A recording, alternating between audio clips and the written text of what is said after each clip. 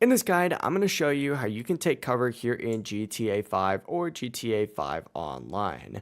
Before we do get into this guide, make sure to like the video and subscribe to the channel with all notifications on. It really does help us out and lets us know that you want more content like this. We'd greatly appreciate it. And if at any point throughout this guide you did have any questions, just ask them down in the comment section below and we could help you out further. I'm going to be doing my best to reply to every single comment down there.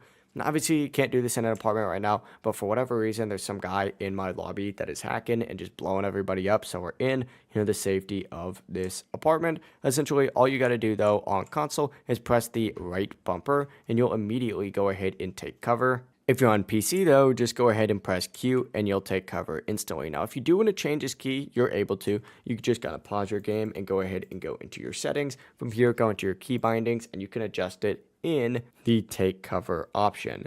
So just go to combat, find take cover and adjust it, or assign a secondary key in here as well. That's it. Just use your cover button on your platform to hide behind objects. If you guys did have any questions, ask them down in the comment section below and we could help you out further. I'm going to be doing my best to reply to every single comment down there. Before you do leave this guide though, make sure to like the video and subscribe to the channel with all notifications on. It really does help us out. Let us know that you want more content like this. Have a great rest of your day though.